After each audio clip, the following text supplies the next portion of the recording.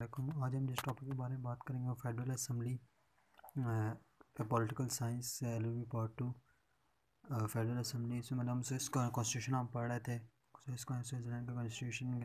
और इसमें कॉन्स्टिट्यूशन में फेडरल असम्बली आपको पता है, फेडरल असम्बली दो, उसका हम इंट्रोडक्शन देखते हैं। फेडरल असम्बली एक लॉ मेकिंग बॉडी है, जैसे हमारी पार्लियामेंट होती है, इसके दो हाउसेज हैं।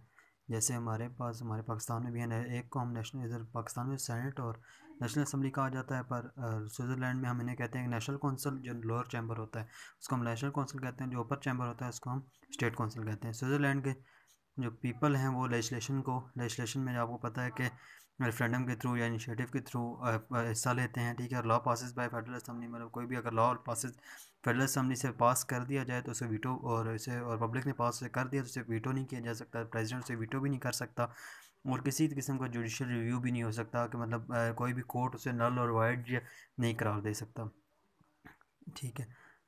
तो इसमें हमने देखा कि फेडरल असम्बली एक लॉ मेकिंग बॉडी है, उसके दो चैम्बर्स होते हैं, एक अपर चैम्बर होता है, एक lower chamber. National council, state council, people एक इनिशिएटिव के थ्रू, रेफरेंडम के थ्रू इसमें हिस्सा लेते हैं लेजिस्लेशन में। और जो अगर एक बार कोई लॉ पास कर दिया जाए फेडरल असम्बली से और लोग उसे पीपल उसे कर दें पब्लिक उसे, तो उसे वीटो भी नहीं किया जा सकता, और प्रेसिडेंट से वीटो भी नहीं कर सकता, और कोर्ट उसे जुडिशल रिव्यू भी नहीं कर सकता, उसे नल और वाइड नहीं करार दे सकता स्विट्ज़रलैंड में। कौंसल, अभी हम दोनों के बारे में डिटेल में पढ़ेंगे। कौंसल ऑफ स्टेट मतलब अपर चैम्बर जो है वो क्या, council of state is being the upper chamber, ये अपर चैम्बर है ऐसे उसका फेडरल असम्बली का रिगार्डलेस। ये कैंटोन मतलब अपर चैम्बर, इसमें कैंटोन्स होते हैं। कैंटोन्स मतलब इसमें इक्वल रिप्रेजेंटेशन होती है कैंटोन्स की। स्टेट काउंसिल में जो प्रिंसिपल है दैट के 2 सीट्स ऑफ फुल कैंटोन, मतलब आपको पता है कि उसके 26 कैंटोन्स हैं, 20 जो है उनके फुल कैंटोन्स हैं और 6 जो है उनके हाफ कैंटोन्स हैं।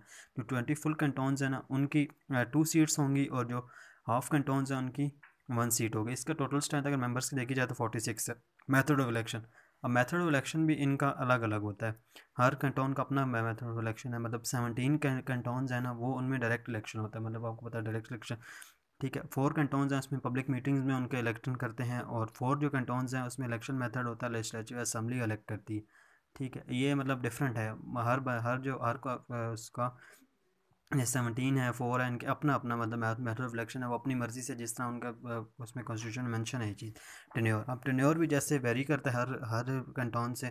14 कैंटोन जो है उनका जो है 4 ईयर्स है, और जो 8 कैंटोन है उनका 3 ईयर्स है। टेन्योर मतलब जो स्टेट काउंसिल में मेंबर होंगे उनके कितने साल के लिए आएंगे, और जो 3 कैंटोन हैं उनका 1 ईयर का। सेशन, इसका सेशन होगा, वो सेशन इसका होल्ड होगा एक 1 ईयर होगा, और इसमें एक प्रेसिडेंट वो अपना सेलेक्ट करेंगे, वाइस प्रेसिडेंट जैसे हमारा स्पीकर होता है और डिप्टी स्पीकर वगैरह उसको हम कह सकते हैं ऐसे।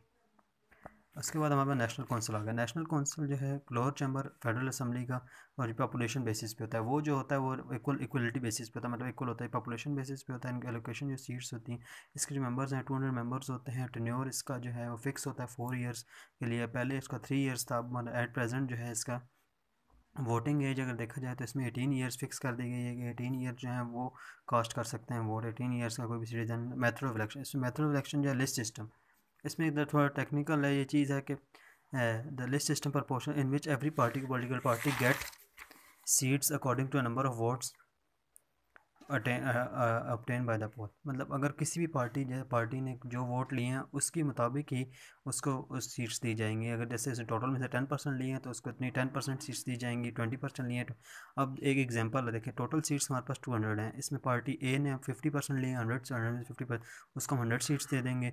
पार्टी बी, ये एक लिस्ट सिस्टम है, डायरेक्टली प्रोपोर्शनल, इसे हम प्रोपोर्शनल सिस्टम भी कहते हैं, ठीक है, रिप्रेजेंटेशन।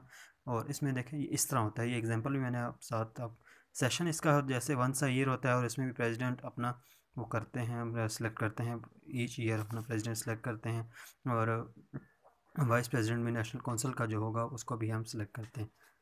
ये था नेशनल कौंसिल और स्टेट कौंसिल फेडरल असम्बली के 2 चैम्बर्स के बारे में।